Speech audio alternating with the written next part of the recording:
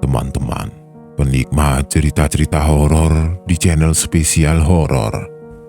Buat kalian, kali ini Mimin akan melanjutkan sebuah cerita horor dari akun Twitter @bristory yang berjudul Rumah Hantu di Perkebunan Karet. Buat kalian yang sudah tidak sabar, yang sudah penasaran, langsung saja selamat menyimak kalau kalian benar-benar berani. Kali ini kita akan bercerita tentang kejadian horor yang dialami oleh Om Wahyu saat ditinggal sendirian di rumah. Jam 10 malam. Seharusnya Pak Heri sudah pulang, tapi belum ada pergerakan di kejauhan. Hanya gelap, bersuara, hening, dan sunyi. Beliau berkunjung ke rumah Pak Lurah, memenuhi undangan selamatan atas kelahiran cucunya. Aku tidak diperbolehkan ikut karena baru saja sembuh dari sakit. Aku duduk di teras berteman segelas kopi dan sebungkus rokok.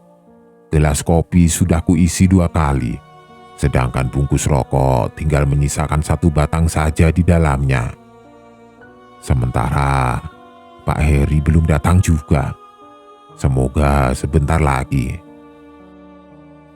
Rumah yang sudah 2 tahun lebih kami tinggali ini beserta perkebunan karetnya seharusnya sudah menjadi tempat yang nyaman. Seharusnya sudah menjadi rumah yang membuat kerasan. Seharusnya. Tapi ternyata tidak demikian. Aku dan Pak Heri masih seperti tamu di sini. Hanya sebagai pengunjung di perkebunan ini. Ada tuan rumah yang sebenarnya, yang sepertinya masih menganggap wilayah ini adalah miliknya. Tidak boleh ada yang tinggal di sini dan menguasai selain mereka. Kami sudah mengerti akan kondisi ini. Hanya saja belum menemukan cara untuk menyikapi, hanya bisa pasrah dan coba berusaha menjalani semuanya dengan normal.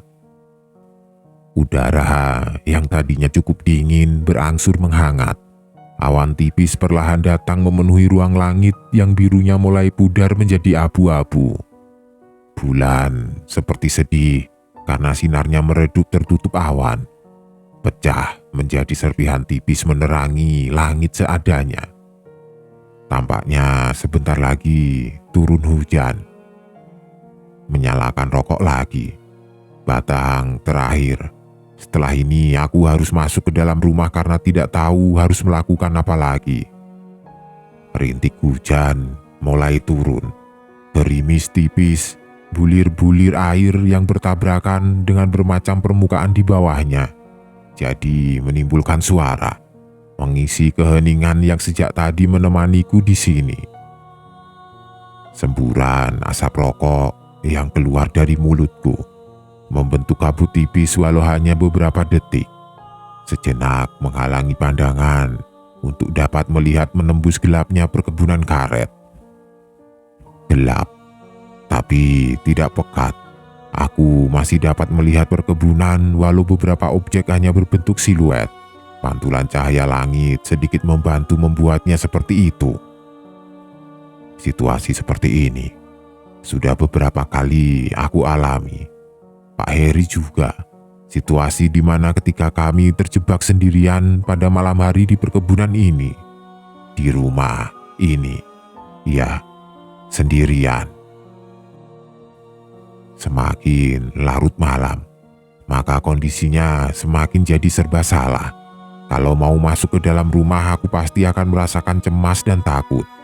Karena kemungkinan besar akan terjadi hal aneh dan menyeramkan. Kalau memilih tetap di luar, situasinya akan sama, menyeramkan. Tidak mungkin juga sampai pagi berdiam diri di teras. Pergi meninggalkan rumah bukan sebuah pilihan. Aku tidak tega kalau nanti Pak Heri pulang tiba-tiba menemukan rumah dalam keadaan kosong. Tidak, aku tidak tega. Jadi begitulah, serba salah. Rokok terakhir sudah habis. Jam 10 lewat. Pak Heri belum juga muncul. Dengan berat hati aku membereskan gelas kopi dan asbak di teras lalu masuk ke dalam rumah. Sementara hujan turun semakin deras. Sesekali disertai kilat dan suara petir sesudahnya. Setelah mengunci pintu, aku duduk di ruang tengah membiarkan petromak dan lampu lainnya tetap menyala. Masih penasaran. Sesekali aku menghampiri jendela, mengintip dari celah tirainya masih berharap Pak Heri menunjukkan batang hidungnya. Tapi tidak ada. Beliau belum muncul juga.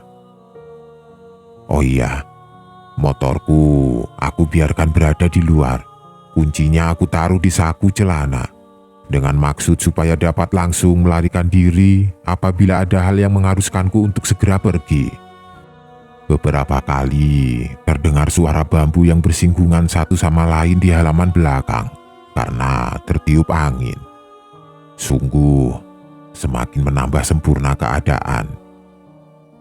Tidak berani masuk kamar, aku tetap duduk di ruang tengah.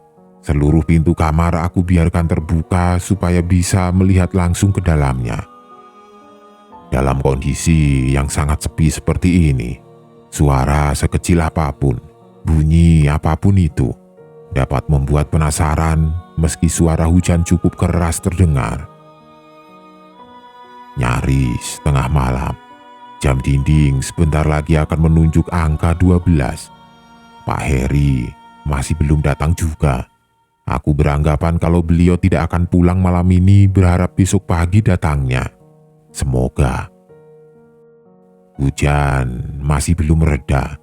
Semakin malam, angin yang menyertainya semakin kencang berhembus. Udara dingin mulai masuk melalui lubang ventilasi yang ada di atas pintu dan jendela.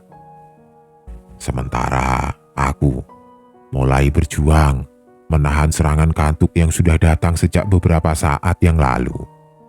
Udara yang semakin dingin, ditambah badan baru sembuh dari sakit dan sudah teramat lelah karena bekerja seharian, membuatku perlahan mulai hilang kesadaran. Dalam posisi duduk, sesekali aku tertidur tapi lalu terjaga. Perjuangan menahan diri untuk tetap sadar sangatlah berat. Seingatku, terakhir kali melihat jam dinding, jarum pendeknya sudah hampir menyentuh angka 1. Setelah itu, sudah tidak ingat apa-apa lagi. Di ruang tengah, aku akhirnya kalah. Tidak bisa lagi menahan kantuk yang menyerang hebat. Terlelaplah, sudah. "Bang, bangun bang." Antara sadar dan tidak sadar aku mendengar suara itu. Berkali-kali membuatku perlahan jadi terjaga. Suara yang sepertinya aku kenal. Memaksa membuka mata, aku coba untuk mencari sumber suara. Setelah sudah benar sadar dan dapat melihat dengan mata terbuka, aku mendapati kalau di ruang tengah ini ternyata aku tidak sendirian. Jelas terlihat ada sosok yang sedang duduk di hadapan. Bukan Pak Heri, tapi aku mengenalnya. Untuk memastikan penglihatan, aku mengucek-ucek mata memperjelas pandangan. Benar, aku sangat kenal dengan sosok yang sedang duduk bersandar ini.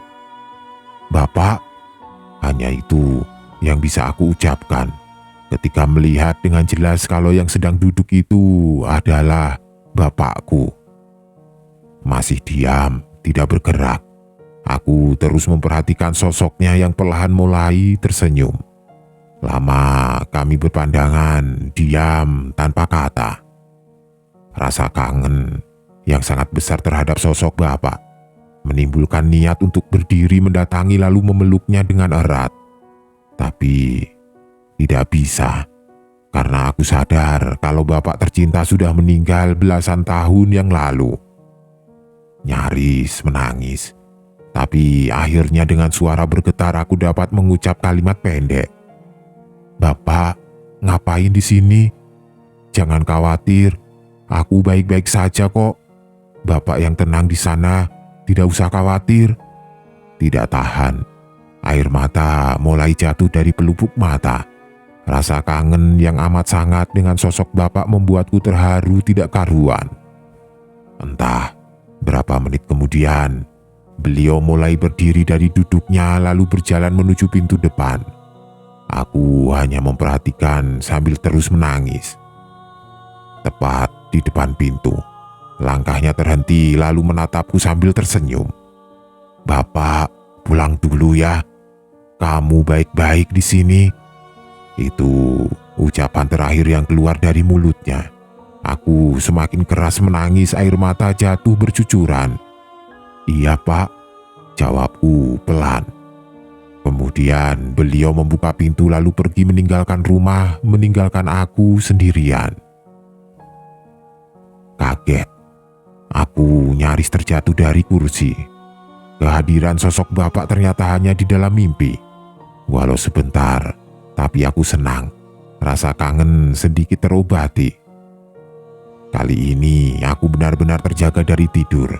Ternyata masih duduk di kursi ruang tengah, memperhatikan sekeliling, dibantu oleh cahaya petromak yang berkedap-kedip karena kehabisan bahan bakar. Pak Heri belum datang juga. Sudah hampir jam 2 pagi. Tapi perasaan senang akan kehadiran bapak hanya singgah sebentar saja. Setelah itu, aku kembali tersadar kalau situasinya masih tetap sama, sendirian di rumah. Detik berganti menit, berjalan sangat lambat, membuatku harus bersabar menunggu pagi tiba. Hanya itu yang aku bisa. Perasaan cemas semakin lama semakin tinggi, rasa takut semakin menebal. Semoga perasaanku salah, karena sepertinya cekam malam belum selesai. Memandang ke kamar depan dan kamar tengah yang pintunya terbuka mengobati kecemasan khawatir ada sesuatu di dalamnya. Ternyata bukan dua kamar itu yang harusnya aku cemaskan, tapi ruangan belakang. Pada detik itu, teror dimulai. Tiba-tiba lampu petromak mati total, ruang tengah menjadi gelap, penerangan seadanya hanya bergantung dari cahaya lampu templok dari dalam kamar. Ya Tuhan, aku semakin ketakutan. Aku hanya diam duduk, tidak berani beranjak berdiri. Suasananya sangat mencekam. Hujan deras yang sudah jadi gerimis semakin menambah syahdu. Cerek, cerek, cerek. Suara itu tiba-tiba muncul. Suara yang sudah sangat aku kenal. Suara yang biasanya menandakan kehadiran sosok yang sangat aku takutkan. Cerek, cerek, cerek. Sekali lagi terdengar. Bersumber dari ruang belakang antara dapur atau kamar mandi. Aku tidak berani untuk melihat langsung ke ruang belakang yang gelap itu. Tidak berani. Lebih memilih untuk menundukkan kepala dan membaca doa sebisanya. Cerek, cerek, cerek. Entah sudah bunyi yang keberapa kalinya. Akhirnya secara refleks aku menoleh ke sumber suara. Benar dugaan. Dalam keremangan cahaya aku melihat ada pocong yang sedang berdiri tegak di lorong antara dapur dan kamar mandi. Dia diam, berdiri dengan balutan kain kafan kusamnya. Terpaku, aku tidak bisa memalingkan pandangan dari sosok pocong itu. Menangis kecil, tubuhku semakin gemetar ketika pocong mulai bergerak perlahan berjalan mendekat ke tempat di mana aku sedang duduk mematung ketakutan. Sangat lambat, sepertinya waktu akan berhenti berputar. Sampai akhirnya sosok pocong sudah benar-benar berdiri di hadapan. Kami hanya berjarak desahan nafas. Wajahnya hitam legam dengan mata yang membentuk garis putih, sungguh sangat menyeramkan. Ya Tuhan, tolong aku. Menangis dalam diam, aku meminta pertolongannya. Dalam situasi yang amat sangat mengerikan itu, tiba-tiba pintu depan terbuka dengan sendirinya. Pintu yang letaknya persis di sebelahku yang sedang duduk. Entah dapat kekuatan kekuatan dari mana. Akhirnya aku mampu berdiri untuk lari keluar. Setelah berada di luar, aku langsung menyalakan motor lalu mengendarainya pergi dari rumah. Malam itu, aku membelah perkebunan karet menuju rumah Amri di kota. Pagi sekali, aku pulang dari rumah Amri menuju ke perkebunan dengan niat untuk bekerja seperti biasanya. Sungguh malam tadi sangat menyeramkan. Singkat cerita, sesampainya di rumah aku menemukan Pak Lurah sedang duduk di teras. "Kamu dari mana, Wahyu? Pak Heri kemana?" Jadi begini, karena khawatir dengan nasib Pak Heri, pagi-pagi sekali Pak Lurah mampir ke tempat kami, tapi dia menemukan rumah dalam keadaan kosong. Dia bilang kalau Pak Heri sudah pulang dari rumahnya sejak malam tadi setelah acara selesai. Aduh, Pak Heri kemana ya Pak? Dia belum sampai juga di rumah. Saya tadi malam menginap di rumah teman di kota.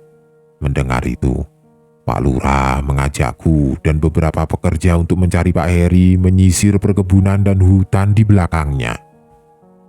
Singkat cerita, akhirnya kami menemukan motor Pak Heri terparkir di depan bangunan kosong di tengah hutan. Pak Heri berada di dalam bangunan itu.